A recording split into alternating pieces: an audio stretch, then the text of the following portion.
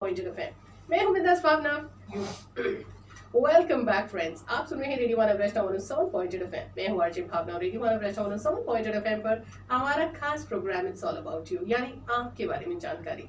और आज का जो हमारा टॉपिक है वो है respect. And I am sure जिंदगी में आप सभी ने कहीं ना कहीं ये महसूस किया होगा कि लोग आजकल एक दूसरे की रिस्पेक्ट नहीं कर रहे हैं।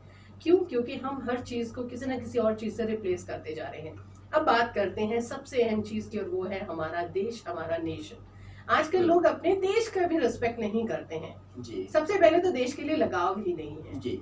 और दूसरी, लगाव होने के बावजूद भी देश की प्रॉपर्टी है, देश की चीज है, देश की धरती है, लेकिन उसका भी रिस्पेक्ट नहीं है।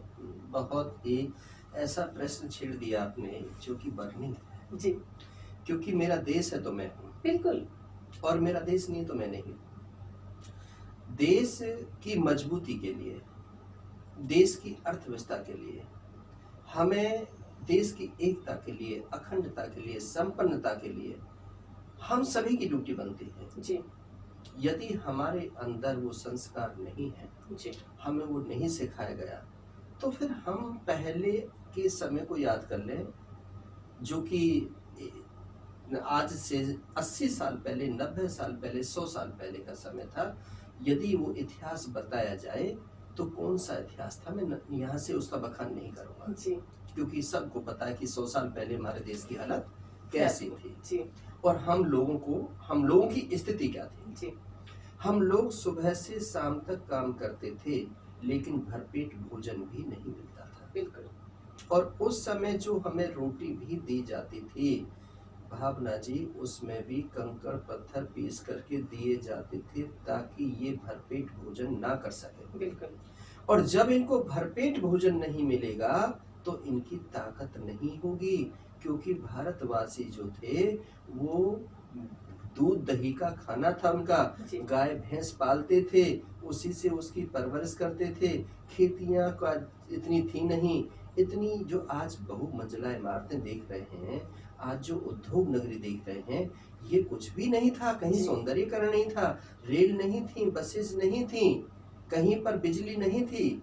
तो उस समय का जो आनंद था, क्या था कि खाते थे, पीते थे, एक्सरसाइज करते थे, योग करते थे, तंदुरुस्त रहते थे। हॉस्पिटल थे नहीं, डॉक्टर थे नहीं, केमिकल था नहीं, तो सब बड़े मजबूत थे। दिमाग भी मजबूत था, आपसी संबंध भी मजबूत था, और उनके पास क्या था, देश के बारे में सोचने की थी। चाहे वो सुभाष चंद्र बोस, चंद्रशेखर आजाद, सरदार भगत सिंह, महात्मा गांधी जी, बिस्मिल, ये जितने भी, मदन मोहन मालवीय, ये जितने भी महापुरुष हुए हैं, बाबा भीमराव अंबेडकर, ये ऐसे महापुरुष थे जिन्होंने उस गरीबी के अंदर, उस स्थिति के अंदर अपने देश की सोच रखी, और आज हम उस सुख की सांस ले पा रहे हैं जी। आज हम अपने मनपसंद कपड़ा पहन रहे हैं, मनपसंद खाना खा रहे हैं, मनपसंद पिक्चर देखने के लिए जा रहे हैं, जहां दिल होता है वहां चले जाते हैं, जहां हवाई जहाज में उड़ करके जाना होता है उस देश में चले जाते हैं, जैसी गाड़ी में चलना होता है वैसी गाड़ी में चले जाते हैं। अरे किसकी देन है? सोचो तो सही कि आज उस देश को, जिस देश के लिए लोगों ने हंसते हंसते फांसी के फंदे पर झूल गए, इतनी कुर्बानियां जिन्होंने दी, उनके इतिहास को पढ़ो, उनके बारे में सोचो। आखिर वो भी तो किसी माँ के लाल थे, वो भी तो वीर सपूत थे। आज सारा जो अपना शरीर है वो ड्रग्स में खत्म कर रहे हैं, नशे में खत्म कर रहे हैं, माँ बाप को मार रहे हैं, देश की हालत को खराब कर रहे हैं, देश को बेच रहे हैं, देश के साथ अत्याचार अनाचार कर रहे हैं, बहन बेटियों के साथ शोषण कर रहे हैं। ये सब कुछ होने के बाद में आप कहाँ रह जाएंगे जी? आप कहाँ रहेंगे? आप किस देश के वासी कहलाएंगे? आप कैसे कह पाएंगे कि मैं देशभक्त हूँ? अरे जो देश की सीमाओं पर हमारे साथी हैं, आखिर कोई ना कोई बेटा, कोई बेटी, कोई बहू, हमारी कोई पुत्र वधू, कोई हमारा ग्रैंडसन, कोई हमारा ग्रैंड डॉटर, कोई ना कोई तो उस देश की रक्षा में वहां जाता होगा, जो दुश्मनों से लड़ता होगा। उनको क्या कहते हैं कि यदि वो ताकतवर हुए तो उनको मार करके फिर वो हमारे यहाँ आ जाएंगे, हमें खत्म कर देंगे, यहाँ का सब धन लूट करके ले जाएंगे, फिर हम गुलाम हो जाएंगे। तो इसलिए हमारी सबसे पहले, क्योंकि आपका तो नाम भी भावना है और मैं भावना से जोड़ रहा हूँ कि जाकी जैसी भावना ताकू तैसी प्रीत। यदि हम नेशनल इंटीग्रिटी पर काम करते हैं, राष्ट्र भक्ति पर काम करते हैं, जाति कोई भी हो, धर्म कोई भी हो, कोई भी स्थान हो, यदि हम मान के चलो कि मैं आज आपके ऑफिस में बैठा हुआ हूँ और यहाँ पर अनायास बिजली चल रही है, अनायास पंखा चल रहा है, अनायास कूलर चल रहा है और मैं उसको बंद नहीं करता हूँ, तो मैं देशभक्त नहीं हूँ। जी। क्यों?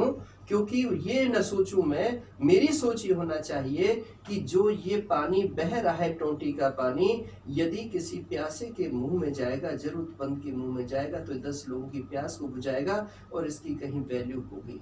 तो वैल्यू और एथिक्स पर मैं काम जब ही कर पाऊंगा जब मैंने उस चीज को घर में सीखा होगा।